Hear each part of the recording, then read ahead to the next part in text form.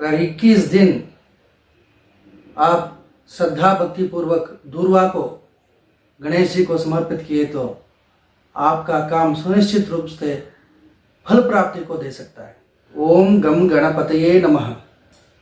21 दिन की साधना। स्वप्न में गणेश जी आकर जो भी विघ्न बाधा है उसको दूर करने का उपाय जरूर बतलाते हैं। दूर्वा में जो शक्ति है वो संसार के दूसरी कोई उपासना विधि का पूजा सामग्री में नहीं है, क्योंकि गणेश जी का अत्यंत प्रीति पात्र पूजा सामग्रियों में दूर्वा का सर्वप्रथम स्थान है। श्री गुरुभ्यो नमः। हरि ओम। श्री मात्रे नमः। दूर्वा दूब जो कहते हैं उससे ही गणेश जी का पूजा क्यों होती है? इसका गणेश पुराण में उपासना कांड में हमको महर्षियों ने एक बड़ा रहस्यमय आख्यान रूप में उसका कथा हमको मिलता है। कौंडिन्य महर्षि गणेश जी का बड़े उपासक थे। आशया करके उनकी पत्नी कौंडिन्य महर्षि का दिनचर्या कैसा था?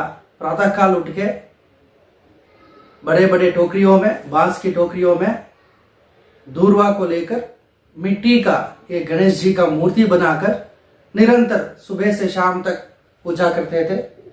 आशया को आश्चर्य हुआ कि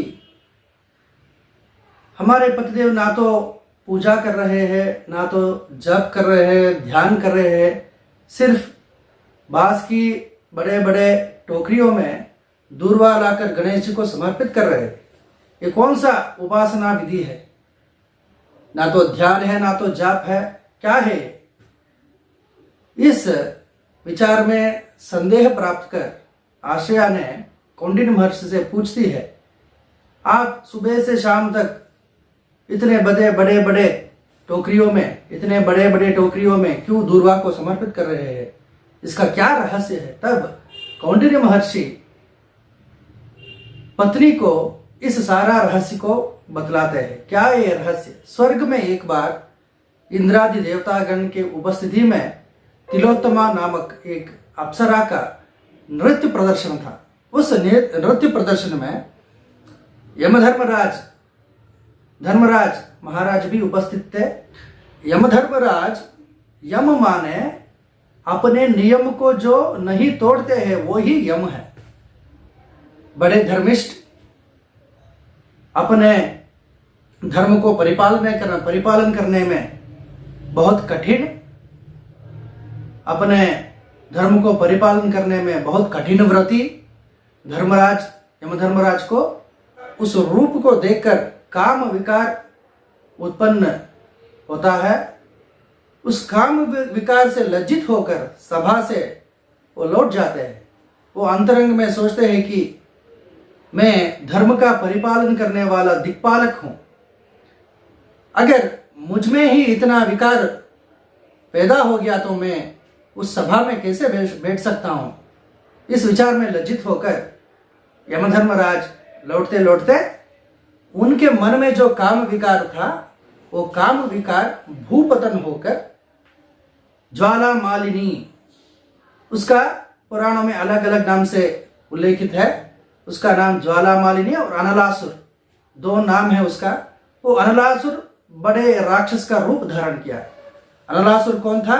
अनलासुर यमधर्मराज के जो विकार रूप से उत्पन्न एक राक्षस, वो आग के रूप, अग्नि का रूप धारण करके सारे लोगों को सता रहा था।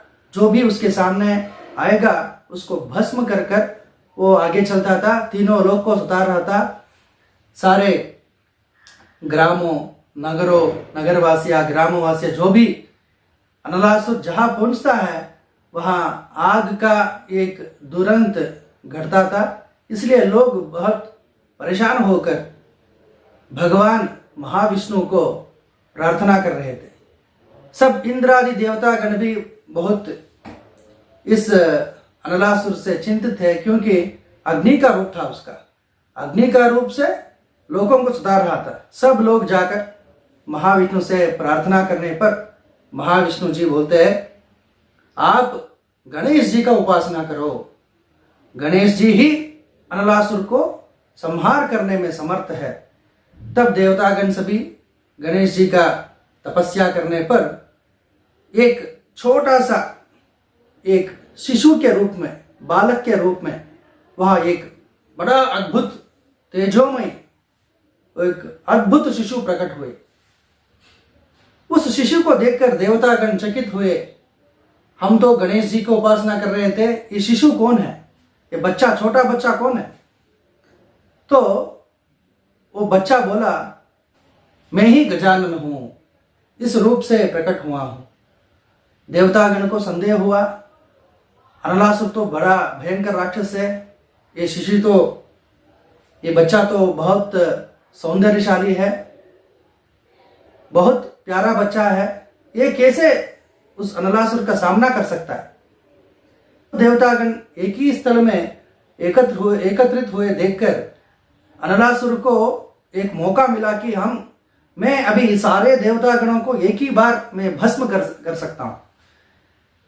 इस आलोचना से जब अनलासुर वहां पहुंचा, उसका अग्नि सदृश महाभयंकर रूप को देखकर देवतागण सब लोग भाग गए, मगर वो शिशु गजानन गणेश जी महाराज बड़ा विस्तृत रूप से, महिमा सिद्धि से पर्वत के समान अपने शरीर को फैलाकर अनलासुर का सामना किया।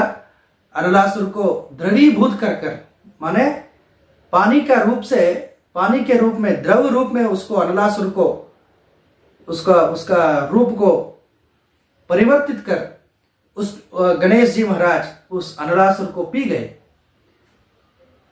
उसके बाद अनलासुर तो अग्नि सदृश रूप का एक राक्षस था, वो अग्नि का जो बाधा होती है, वो बाधा गणेश जी को भी सताने लगा। गणेश जी सोचे, अगर ये अनलासुर मेरे उदर में प्रविष्ट हो गया, मेरे उदर में तो सारे ब्रह्मांड है, मेरे पेट के अंदर सारे ब्रह्मांड, अनेक कोटि ब्रह्मांड है, अगर ये अनलासुर मेरे उदर में प्रविष्ट हो गया तो सारा लोक जल जाएगा, इसलिए मैं इसको अपने गले में ही इसको रोक देता हूं। ऐसा कहकर गणेश जी ने उस अनलासुर को अपने कंठ में रोक दिया। मगर अनलासुर अंदर जाके गणेश जी को इतना ताप दे रहे थे कि गणेश जी को सुख की बात दूर हो गई। फिर वरुण जी ने सोचा कि शायद गणेश जी को अनलासुर पेट के अंदर सता रहा होगा, इसलिए मैं मेघ वृष्टि से, बारिश से उनको उस बाधा से निवृत्त करूंगा। ऐसा सोचकर मेघ वृष्टि रूप से, बारिश से गणेश जी को उसने सुख प्रदान करने की एक प्रयत्न की। अपने पाश जो था, वरुण का पाश, उसको प्रदान किया।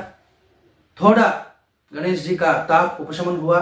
महाविष्णु जी ने अपने पास जो दिव्य का एक कमल पुष्प था, उसको समर्पित किया गणेश जी को। गणेश जी को उस कमल को पाते ही थोड़ा सा ताप उपशमन हुआ। पद्मपाणि नामक से उस कमल को जब गणेश जी ने धारण किया तो महर्षियों ने उनको पद्मपाणि करके उनका स्तुति किया। फिर इंद्रदेव ने चंद्रमंडल को प्रदान किया। सोचा कि चंद्रमंडल का जो शीतल एक गुण है, शीतलता का जो गुण है चंद्रमा का, जब भगवान गणेश उसको धारण करेंगे तो उनका ताप शमन हो सकता है। ऐसा सोचकर इंद्रदेव ने चंद्रमंडल को प्रदान किया। तब गणेश जी का नाम भालचंद्र करके लोक में प्रसिद्ध हुआ। गणेश जी के अष्टोत्तर में हम बोलते हैं भालचंद्राय नमः करके। भालचंद्र का नाम तब पड़ा जब इंद्रदेव ने चंद्रमंडल को गणेश जी को प्रदान किया। थोड़ा ताप शमन हुआ गणेश जी का, मगर अनलासुर उनके भीतर सता रहा था। गणेश जी का मुखमंडल थोड़ा मलान था। ब्रह्मा जी ने सोचा कि अपने जो 2 पुत्रियां है, सिद्धि बुद्धि नामक की 2 पुत्रियां, उनको मैं विवाह कर देता हूं। सिद्धि माने एक्सेलेंसी, कार्य कुशलता, बुद्धि माने जो भी आपत्ति हो उसको दूर करने वाला बुद्धि, इंटेलिजेंस। ये दोनों शक्तियां ब्रह्मा जी के पास जो दो शक्तियां थी उसको ब्रह्मा जी ने गणेश जी को प्रदान किया। उनका आलिंगन से थोड़ा ताप उपशमन हुआ। फिर आदिशेष ने सर्प रूप धारण कर कर, जो नागों के अधिपति है, जिनका सहस्त्र फणाफण मंडल है, नागों के राजा है, वो आकर गणेश जी को स्तोत्र किया कि महाराज हमको स्वीकार करें। तो गणेश जी ने आदिशेष को अपने पेट में एक रस्सी के भांति उनको बांध लिया। व्यालबद्धोदर नामक उनका नाम हुआ। तब से ही गणेश जी का व्यालबद्धोदर करके नाम हुआ। अपने गणेश जी का और एक नाम है महोदर। महोदर मतलब उनका उदर जो है, पेट जो है, वो बहुत विस्तरित है। क्यों? उनके पेट के अंदर सारे ब्रह्मांड उपस्थित है, इसलिए उनका महोदर नामक उपासना कांड में, गणेश पुराण में उनको महोदर नामक पुकारा गया। फिर भी उनका ताप शमन नहीं हुआ। 82,000 ऋषिगणों ने, हजारों ऋषिगणों ने फिर सोचा कि हम लोग दूर्वा लाकर गणेश जी के मस्तक के ऊपर रखकर उनका अर्चना करेंगे तो उनका ताप उपशमन हो सकता है। तो सभी ऋषिगणों ने सोचा कि इस क्रिया से हम गणेश जी को अर्चना करेंगे तो उनका ताप उपशमन हो सकता है। सारे महर्षिगणों ने दूर्वा लाकर हजारों लाखों प्रमाणों में दूर्वा लाकर गणेश जी को अर्चना की। तब जो अनलासुर भीतर में था वो भस्मीभूत हो गया। गणेश जी को तुरंत ताप उपशमन हो गया। गणेश जी का पर्वताकार जो शरीर था, सारा शरीर दूर्वा से परिव्याप्त था। गणेश जी सोचे, अरे वाह, सभी देवतागण इतने उपाय से मुझे ताप उपशमन करने के प्रयत्न किए, मगर एक दूर्वा से, ऋषिगणों ने एक छोटा सा दूर्वा से मेरा ताप उपशमन हो गया। इसलिए मैं दूर्वा को वर प्रदान करता हूं कि जो भी व्यक्ति दूर्वा से मुझे पूजा करे, मैं उनका अभीष्ट वर दे देता हूं। ये दूर्वा का इतिहास है। इसलिए भगवान गणेश जी को दूर्वा अत्यंत प्रीतिपात्र वस्तु है। जो भी व्यक्ति दूर्वा से गणेश जी को पूजा करता है, उनका अभीष्ट सिद्धि गणेश जी प्रदान करते हैं। अगर आयुर्वेद में देखा जाए तो दूर्वा में इतनी औषधीय गुण है। जो ये पाइल्स जो होता है, फिस्टुला जो होता है, उसका इलाज भी दूर्वा से आयुर्वेद में अनेकों श्लोकों में उल्लेखित किया गया है कि दूर्वा का रस पीने से ये सारे मूलाधार चक्र में, मूलाधार चक्र माने हमारे पीठ में जो चक्र है, मूलाधार चक्र, उस चक्र के संबंधित सारे व्याधियों को नाश करने वाला गुण दूर्वा में है। इसलिए गणेश जी को अत्यंत प्रीतिपात्र वस्तुओं में दूर्वा एक है। ये मनुष्य का ताप को उपशमन करने वाला जो व्यक्ति दूर्वा को हाथ में रखता है, उसका त्रिविध ताप भी उपशमन हो जाता है। जैसे महाविष्णु को तुलसी प्रिय है, शिव जी को बिल्व पत्र प्रिय है, ऐसे ही गणेश जी को दूर्वा अत्यंत प्रीतिपात्र वस्तु है। इतनी कथा दूर्वा के पीछे है। इसीलिए जो भी व्यक्ति 21 दिन गणेश जी को संकल्प करके दूर्वा से पूजा करता है, उसका अभीष्ट सिद्धि आवश्यक गणेश जी पूरा करेंगे, इसमें कोई संशय नहीं है। स्वप्न में गणेश जी आकर, अगर कोई व्यक्ति स्वप्न में गणेश जी का दर्शन किया तो उसकी जिंदगी में सारे विघ्न बाधा दूर हो जाएंगे, इसमें कोई संशय नहीं है। इसके लिए साधना करना पड़ता है। बिना साधना से देवता दर्शन दुर्लभ है। ओम गम गणपतये नमः, इस मंत्र का निरंतर जो भी व्यक्ति मंत्र जाप करेगा, गणेश जी जरूर उनके सपने में आएंगे। आप लोग इसको परीक्षा कर सकते हैं।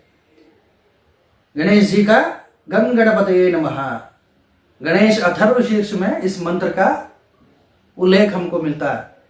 ओम गम गणपतये नमः, इस मंत्र का जप करने से स्वप्न में आकर जो भी त्रिविध ताप मनुष्य को है, उसको गणेश जी दूर करते हैं। इसीलिए दूर्वा का ये इतिहास हमने आप लोगों को बताया। हरि ओम।